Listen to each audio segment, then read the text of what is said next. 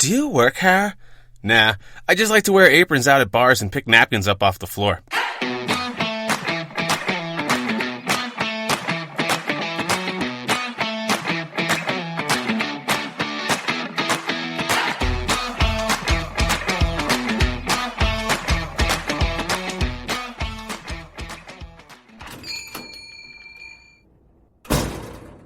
What can I get you? Drunk? Welcome to episode 19 of Behind Bars, Cocktails, and Wasted Nights. I'm your host, Greg. I've been working as a bartender for over 20 years, and over those years, I've seen a lot. My goal here is to share some of those high and low lights with you. Quick warning, this podcast contains sex, drugs, and some language that isn't suitable for anyone under 21 years of age, so you gotta have some ID. Okay, full disclosure, we need to do more than a quick warning on this one. I had Buck back in the studio and things got graphic, like really graphic. This episode is pretty much in direct opposition to every ethical bone in my body and represents everything I didn't want for the podcast, except for the brutal honesty part. And every fiber in my being tells me I shouldn't release it. But fuck me if it's not hilarious. So I figured you guys would get a kick out of it too. Either that, or you'll unsubscribe and leave this establishment. Anyways, it's super sexual and crass, so figured I'd release it just in time for a family holiday. Make sure you're as far away from your relatives as possible before you fire this sucker up. Triggers stated, warnings given. Proceed at your own peril. Okay, before we get started, you'll need a drink. For this one, let's do something festive and Thanksgiving appropriate. Shit, this is my one chance to do something appropriate in this episode. You can skip dessert and drink this instead. It's a pumpkin spice martini. Hey, go easy. This podcast is a judgment-free zone. All right. Chill a martini glass. In a shaker tin, add 1.5 ounces of pumpkin spice creamer, 1.5 ounces of raunchy, and 3, you're around family, ounces of vanilla vodka. Shake that shit up, then dump your ice water out of the martini glass. Dip the glass into some honey, then pumpkin spice, and once you've got some sweet rim going, strain all that sweet goodness into the glass, top with whipped cream, and sprinkle some more pumpkin spice over the whipped cream. You know who's gonna love this? Anyone in your family named Karen. And if you don't have any of that shit, down a shot of El Jimador and sneak into the bathroom for a quick toot. Check yourself for a felony ring before you walk back out into the living room. Felony ring credit goes to my friend Todd A. Brilliant, but seriously, check the nostrils. Okay, again, you've been warned. So, without further ado, here's my second interview with Buck. Enjoy! Alright, folks, welcome to Behind Bars, episode 19. The Night He Was Buck by Popular Demand. That's right, we have Buck back in the studio because the listeners are asking for him. He's been tied for first, and now he's in second the whole time, ever since we released his first episode, the night I interviewed Buck. Buck, welcome back. Thanks for having me back in the studio, Greg. Yeah, you love this studio, don't you? Very spacious, isn't it? It's great. It's very roomy. It is very roomy. It's attached to my room. Exactly. Keep all my clothes in here, too. I'm so deep in the closet, I'm finding Christmas presents. Ha! And probably something else. So yeah, like I said, the listeners loved that first episode, and I know you've got more stories in you, and since we're on quarantine, we've got nothing else to do, so here we are. I have nothing better to do, that's for sure. So is that why you're rolling and drinking beers right now? I figured I had to do something if I was coming back in the studio with you. After, the grab the shaft comment. Oh, my God. That was a favorite. That was a fan favorite. Absolutely. So anything fun happened to you before we went into quarantine while you were working? Not recently, obviously, but, we always have those twisted stories that we do tell. And, I've owned bars and, so bartender for a long time. There's always stories to be told. Hold on a second. You owned a bar? I did. For a couple years. I was a 50% shareholder. You were people's boss? I was. Isn't that crazy? Oh, my God. Like, what did you do? Like, what did that entail? Payroll, ordering. I was in the kitchen a lot. If we lost somebody in the kitchen, prepping. Was that a common thing? Because kitchen people are unstable, I've noticed. They are so unstable. Probably more unstable than anything I've ever ran into in my life. Because, bartenders, party and do, blow, but those guys do crack.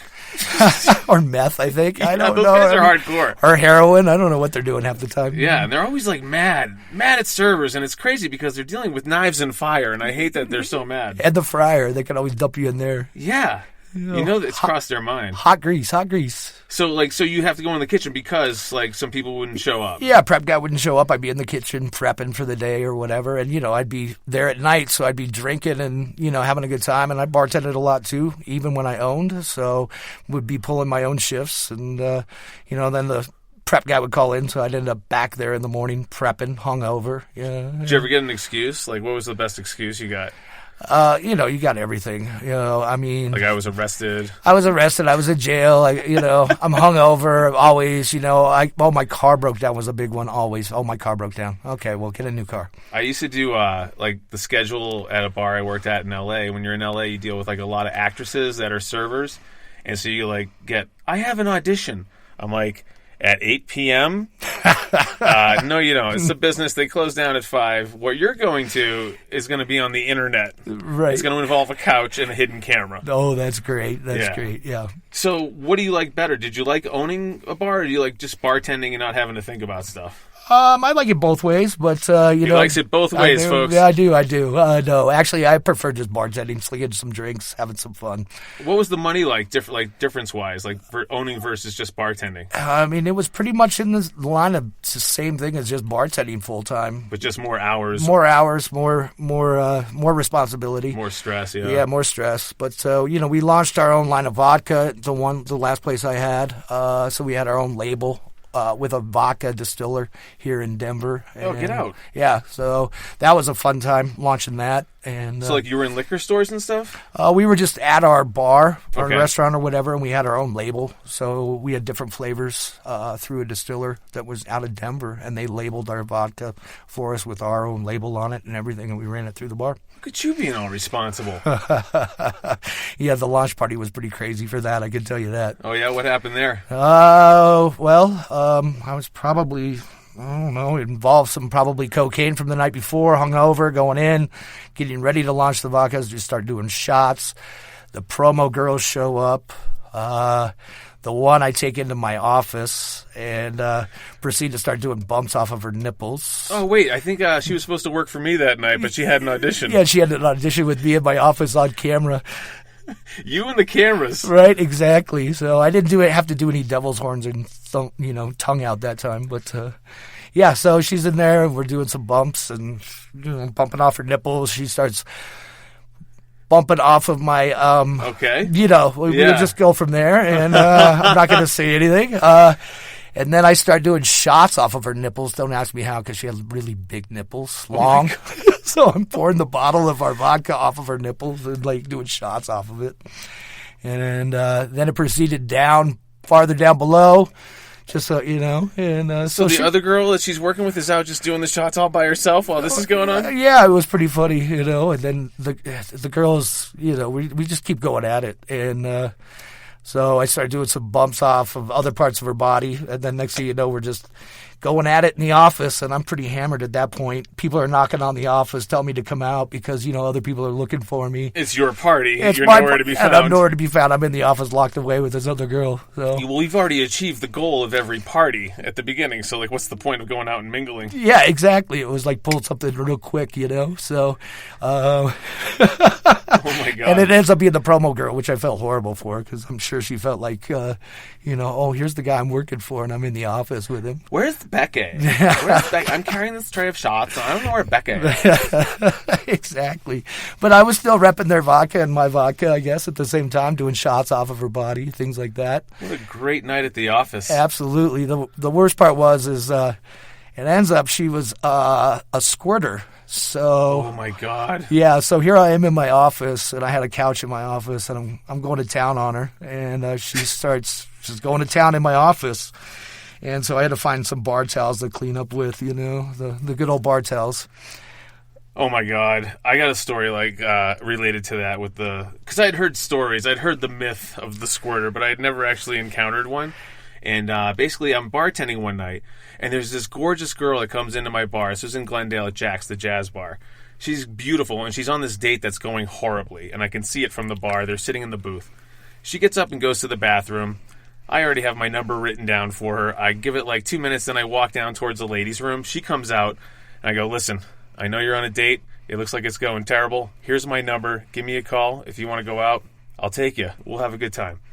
Sure enough, she calls me that night, and we make plans to go out the next night. So we meet up. She's like, oh, I have to tell you something. I'm like, what? You got a boyfriend, you're pregnant, you were once a man, what? She's like, I'm not 21. Oh. I was like, oh my God, how old are you? She's like, 20. I'm like, oh, sweet. Well, let's go out. I mean, drinks are real expensive, so we'll have to go see a movie. So we go out, and it's kind of late, so the only movies available that are playing right now is like Marley and Me and Gran Torino. And I don't want to go see Marley and Me. At this time, I have dogs, and every dog movie ends the same way, and I don't want to see her to see me bawling. You know what I mean? And so Gran Torino was the other one, but this chick's Asian, and Clint Eastwood plays this racist. Oh, absolutely. So in the first 5 minutes, Clint Eastwood is he already has 4 slurs just rattled off towards Asians, and me and her are making out like Jerry and Elaine during Schindler's List. You know what I mean? So we go back to my place, and we end up hooking up, and then the next thing I know, the squirting happens. And I was shocked. I'm like, oh my God, you're going to be dehydrated? Do you need a Gatorade? Do you need to go to the hospital? What's going on? I don't know where all that fluid comes from sometimes. It's unbelievable. The next morning, my neighbors saw me with my couch cushions out on the patio. I was double Febrezing them, just shooting them double guns like an outlaw. And I told all my bar regulars this story, and the next day they came in with ShamWows. Oh my God, that's great. Yeah. And as the relationship went on, we ended up, I just said, listen, do you mind if I put plastic down? She's like, well, my last boyfriend did that too. I'm like, all right, let's do it. So yeah, it's always funny because you never know that there are going to be one, and then all of a sudden it happens, and so it always takes you by surprise. And I've had quite a few since then, and I just don't, I'm over that phase, I guess, because it's like, damn it, now I got to get everything dry cleaned. It's a lot of maintenance. It's a lot of maintenance. A lot of plastic or a lot of towels. But it's so fun. It is fun for a minute, then you realize that really it's just pee. Yeah. Yeah. I know. There are arguments that it's not, but what else could it be? What else could it be? Yeah. So and then after that happens, and she's so I'm trying to clean up, but then we start going at it again, and she's like, pull it out, go all over my face. Oh my God. Jesus. She's full on. So I do, and then she gets cleaned up, and we go out, and she's like, don't say anything, my boyfriend's going to show up. And then, oh my God. So here she is, her boyfriend shows up, they start making out, and I'm just like, oh my God, this is horrible.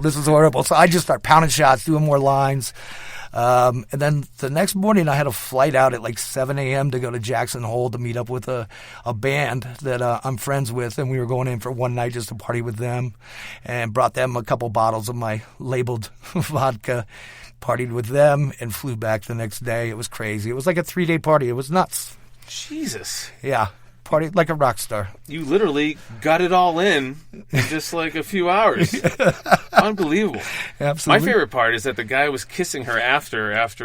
Oh my God! The things going around, because obviously my business partner knew what was going on at the time, and he's just looking at me, shaking his head, and I'm just going, "Oh my gosh, this is just something out of a movie," And it was I feel bad for this guy, I can't imagine why the bar is not still in business. Oh, it's still open. Oh, it is? Oh yeah, absolutely. I just won't mention it, Did you sell your shares, or did they ask you to sell your shares? Yeah, no, I did sell my shares, and it was my choice. It was just too long of a drive after a bit. So. Oh my God. Yeah.